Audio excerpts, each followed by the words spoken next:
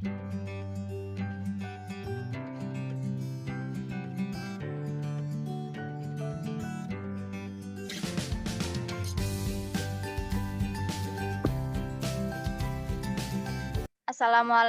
warahmatullahi wabarakatuh. Waalaikumsalam warahmatullahi wabarakatuh.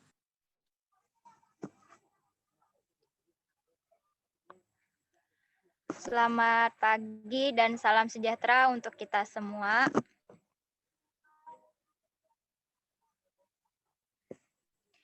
Hari ini kami dari kelompok 3 mata kuliah pendidikan inklusi akan mendiskusikan hasil presentasi kami tentang anak tunagrahita, di mana kelompok 3 ini beranggotakan ada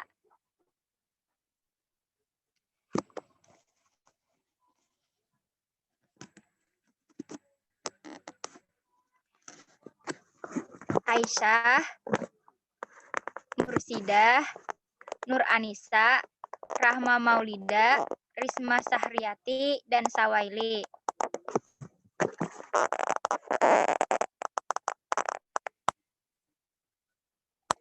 Next.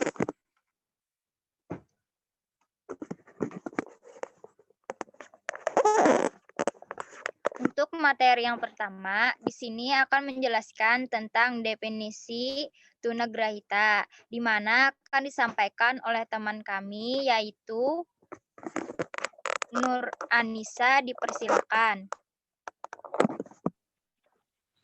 Ya, terima kasih atas kesempatannya moderator. Di sini perkenalkan nama saya Nur Anissa, NIM 1910 1121 20009 dari kelas A2 Prodi PPKN angkatan 2019. Di sini saya akan menjelaskan tentang definisi tunagrahita.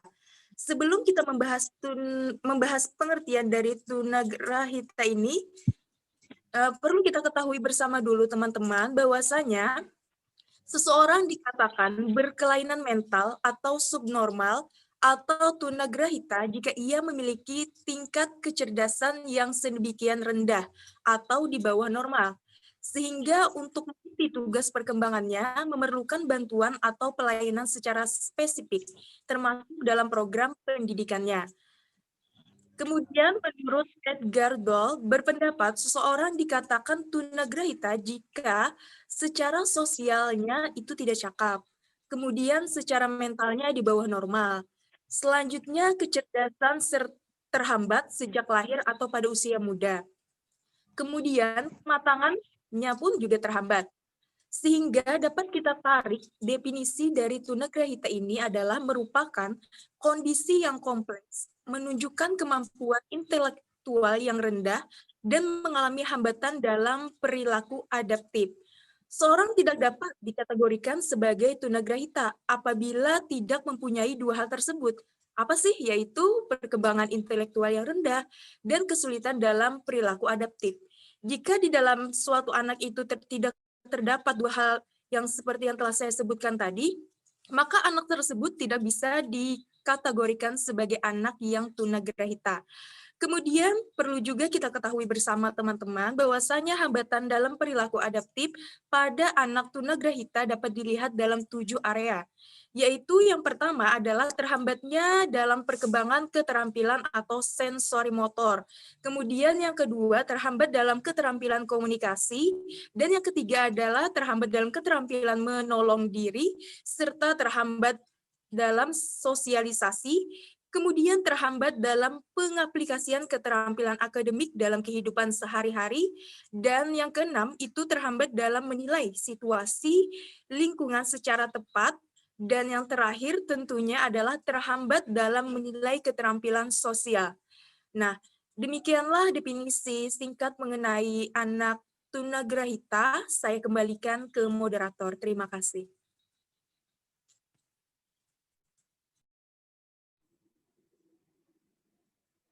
Ya, terima kasih kepada Nur Anissa yang telah menjelaskan materi tentang definisi anak tunagrahita. Selanjutnya untuk materi yang kedua itu klasifikasi dan faktor yang menyebabkan terjadinya tunagrahita yang akan disampaikan oleh teman kami. Waktu dan tempat, silakan. Assalamualaikum warahmatullahi wabarakatuh. Perkenalkan, nama saya Rahma Maulida, NIM 19101122 Di sini saya akan melanjutkan presentasi dari Nur Anissa, yaitu tentang klasifikasi dan faktor yang menyebabkan terjadinya tunagrahita.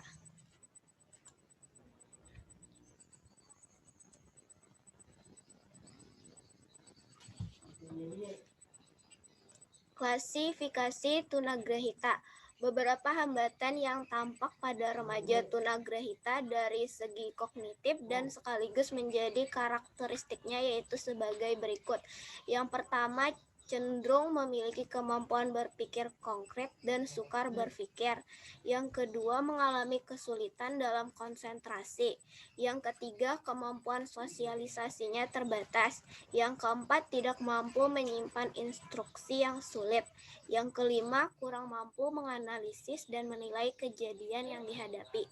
Kemampuan inteligensi remaja tunagrahita kebanyakan diukur dengan tes Stanford, Binet, dan skala Wechsler.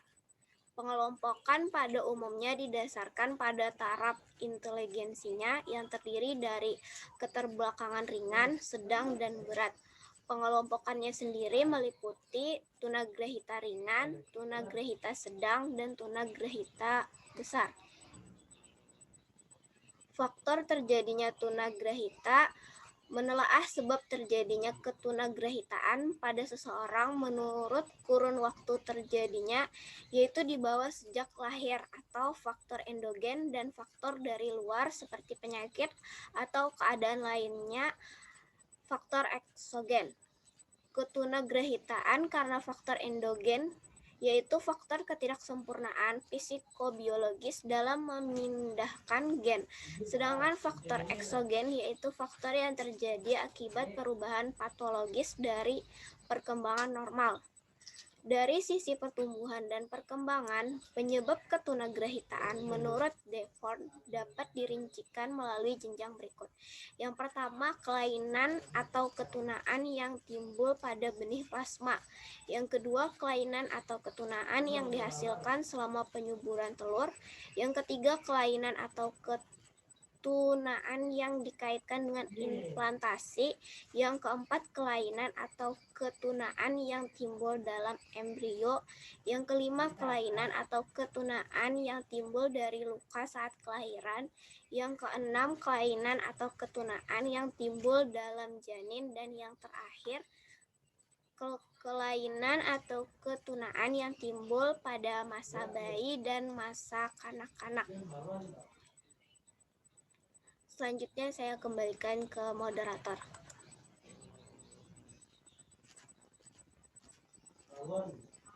Terima kasih kepada Saudara Rahma yang telah menjelaskan tentang klasifikasi anak tunagrahita dan faktor yang menyebabkan anak menjadi tunagrahita. Selanjutnya untuk materi yang ketiga yaitu dampak tunagrahita bagi anak yang akan dijelaskan oleh teman kami. Dipersilahkan.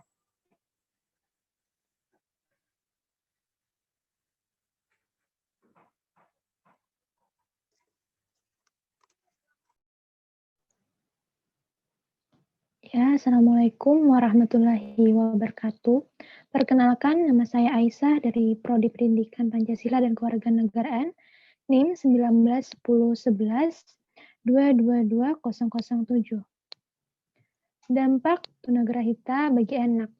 Pada anak tunagrahita, gangguan fungsi kognitifnya terjadi pada kelemahan, salah satunya atau lebih dalam proses atau di antara proses persepsi, ingatan, pengembangan ide, penilaian, dan penalaran. Oleh sebab itu, Meskipun usia kalender anak tunagrahita sama dengan anak normal, namun prestasi yang diraih berbeda dengan anak normal. Ketidakmampuan anak tunagrahita meraih prestasi yang lebih baik dan sejajar dengan anak normal karena ingatan anak tunagrahita sangat lemah dibandingkan dengan anak normal. Maka tidak heran jika instruksi yang diberikan kepada anak tunagrahita cenderung tidak melalui proses analisis kognitif.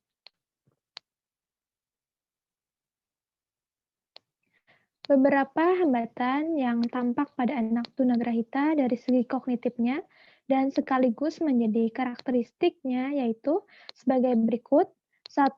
Cenderung memiliki kemampuan berpikir konkret dan sukar berpikir. 2. Mengalami kesulitan dalam konsentrasi. 3. Kemampuan sosialisasinya terbatas. 4. Tidak mampu menyimpan instruksi yang sulit. 5.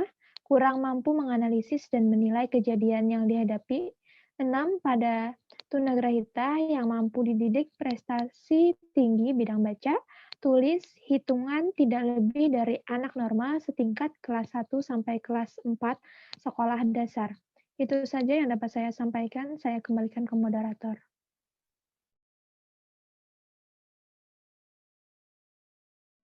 Ya, terima kasih kepada Saudari Aisyah yang telah menyampaikan materi tentang dampak tunagrahita bagi anak. Untuk materi yang keempat, kemampuan bahasa dan bicara anak tunagrahita akan disampaikan oleh teman kami. Tempat dan waktu dipersilahkan. Ya, terima kasih moderator. Assalamualaikum warahmatullahi wabarakatuh. Perkenalkan, nama saya Risma Sahriati, NIM 19-10-11-222-0028 dari kelas A1 Program Studi Pendidikan Pancasila dan Kewarganegaraan. Di sini saya akan membahas tentang kemampuan bahasa dan bicara anak tunagrahita. Seringkali, stimulus verbal maupun non-verbal dari lingkungan gagal ditransfer dengan baik oleh anak tunagrahita.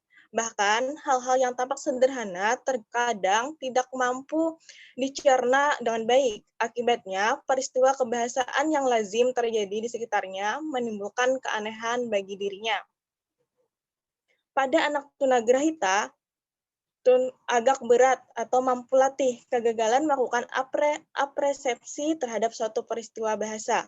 Kerap kali diikuti gangguan artikulasi bicara. Untuk mengembangkan kemampuan bahasa dan bicara anak tunagrahita secara maksimal, tentunya perlu upaya dan strategi khusus. Adapun model latihan pendahuluan yang berfungsi sebagai pendukung dalam pengembangan kemampuan bahasa bicaranya antara lain sebagai berikut. Di sini ada 3 macam. Yang pertama ada latihan pernapasan, yang kedua latihan otot bicara seperti lidah, bibir, dan rahang. Yang ketiga yaitu latihan pita suara. Nah, yang pertama yaitu latihan pernapasan. Latihan ini dapat dilakukan dengan meniup perahu kecil dan perahu plastik yang diapungkan di air, meniup lilin pada jarak tertentu, meniup kincir dari kertas sampai berputar, atau meniup gelembung balon dari busa dan kapas ke udara. Yang kedua yaitu latihan otot bicara seperti lidah, bibir, dan rahang. Untuk latihan ini, anak tunagrahita disuruh mengunyah, menelan, batuk-batuk, atau menggerakkan bibir, lidah, dan rahangnya. Yang ketiga yaitu latihan pita suara. Latihan ini diarahkan untuk menyebutkan nama-nama benda yang ada di sekitar dengan menggunakan kata lembaga, yaitu daftar kata yang disusun sesuai dengan tingkat kesulitan konsonan tertentu. Dapat dimasukkan pula menirukan suara macam-macam binatang dan benda-benda lainnya di sekitarnya sebagai improvisasinya, seperti suara kucing, anjing, bebek, ayam,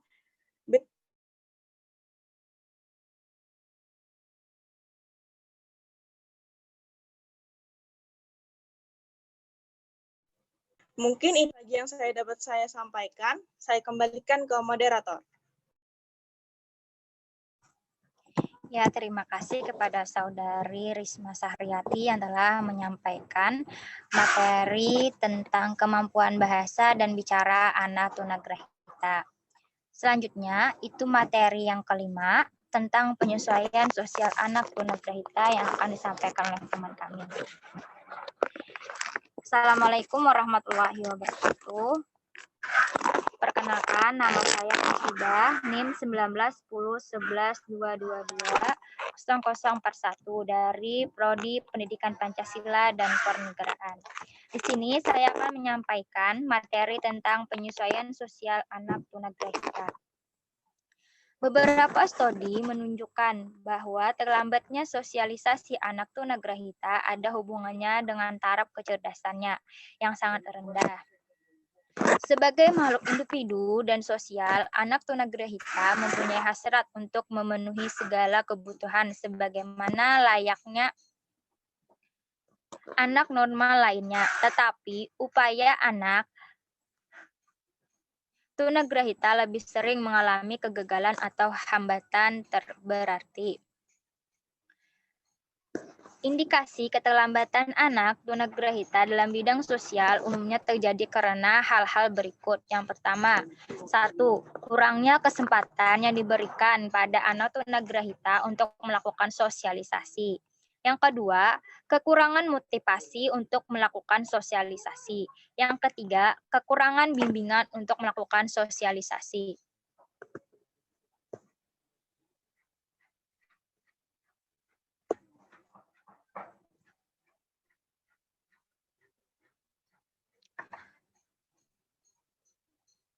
Oleh karena itu, untuk membantu anak tunagrahita agar dapat menyampai penyesuaian sosial dengan baik, ada hal-hal yang perlu diperhatikan, yaitu yang pertama, kurikulum sekolah harus memperhatikan kebutuhan anak tunagrahita. Kedua, kondisi sekitar lingkungan harus kondusif. Yang ketiga, pemenuhan kebutuhan dasar anak tunagrahita. Keempat, bimbingan dan latihan kerja. Terlepas dari upaya-upaya tersebut di atas, dalam rangka membantu anak tunagrahita mencapai penyesuaian akurat, peranan orang tua atau keluarga memiliki sumbangan yang terbesar. Karena dengan peranan keluarga itu, anak tunagrahita dapat memiliki kepercayaan dirinya sendiri. Sehingga anak dapat mampu bisa belajar. Ya, itulah penyampaian dari saya. Sekian, terima kasih. Saya kembalikan ke moderator.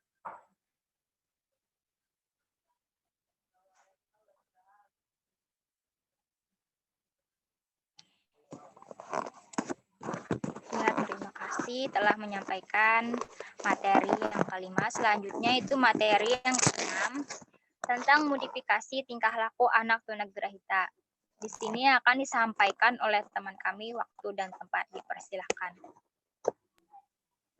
Baik, Assalamualaikum warahmatullahi wabarakatuh. Perkenalkan, nama saya Zawadi, NIM 19101122100014. Di sini saya akan menyampaikan tentang materi modifikasi tingkah laku anak tunagrahita. Terapi permainan yang diperuntukkan bagi anak tunagrahita bukan sembarang permainan. Terapi permainan yang memiliki muatan antara lain. Yang muatan pertama adalah setiap permainan hendaknya memiliki nilai terapi yang berbeda. Muatan yang kedua adalah sosok permainan yang diberikan tidak terlalu sukar untuk dicerna anak tunagrahita. Saya akan menyampaikan beberapa nilai yang penting dari bermain bagi perkembangan anak tunagrahita, antara lain sebagai berikut. Yang pertama ada pengembangan fungsi fisik. Misalnya, pernapasan, pertukaran zat, peredaran darah, dan pencernaan makanan. Dapat dibantu dilancarkan melalui kegiatan bermain, baik bantuan pada satu aspek fungsi fisik maupun lebih. Yang kedua ada pengembangan sensomotorik. Melalui bermain melatih penghindaran atau sensoris seperti ketajaman penglihatan, pendengaran, perabaan, atau penciuman. Di samping melatih otot dan kemampuan gerak, seperti tangan, kaki, leher, dan gerak tubuh lainnya. Yang ketiga ada pengembangan daya khayal. Melalui bermain, anak tunagrahita diberikan kesempatan untuk mampu menghayati makna kebebasan sebagai sarana yang diperlukan untuk pengembangan dan daya khayal dan kreasinya. Yang keempat ada pembinaan pribadi. Dalam bermain, anak pun sebenarnya berlatih memperkuat kemauan, memusatkan perhatian, mengembangkan keuletan, ketekunan, kepercayadirian, dan lainnya. Yang kelima ada pengembangan sosialisasi. Ada unsur yang menarik yaitu anak harus berbesar hati menunggu giliran, rela menerima kekalahan, setia, dan jujur. Yang keenam ada pengembangan intelektual. Melalui bermain, anak tunagrahita belajar mencerna sesuatu. Demikian yang dapat saya sampaikan. Salah hilap mohon maaf, saya kembalikan ke moderator. Ya, terima kasih kepada Saudara Sawaili yang telah menjelaskan materi tentang modifikasi tingkah laku anak tunagrahita. Untuk selanjutnya, di sini kami akan memutarkan sebuah video tentang anak tunagrahita. Untuk semua audiens bisa ditonton videonya. Indonesia tanah airku, tanah tumpah darahmu, kesenangan aku berdiri, jatuh untukmu.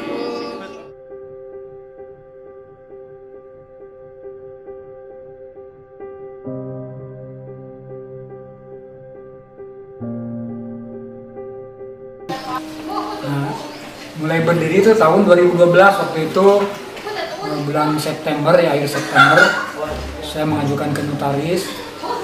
Saya berjuang, anak muridnya itu berjauhan, saya bawa ke sini dengan istri saya, gitu berjuang dengan bangunan yang waktu itu belum bangunan seperti ini, masih gubuk lah begitu. Saya belajar, anak itu saya direkrut lah gitu ya, dengan orang tua. Kemudian saya terus saja setiap hari begitu.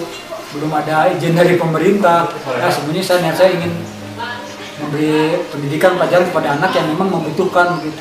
Alhamdulillah sekarang ada perkembangan, cuma dari pemerintah sekarang baru sekarang aja ini yang menerima bantuan operasional sekolah. Selama ini dari 2012 untuk gaji guru, operasional murid dan sebagainya di sekolah dari dana pribadi aja gitu. Saya lillahi ta'ala, saya punya berprinsip, saya meninggal nggak akan membawa apa-apa begitu. Nah itu waktu itu.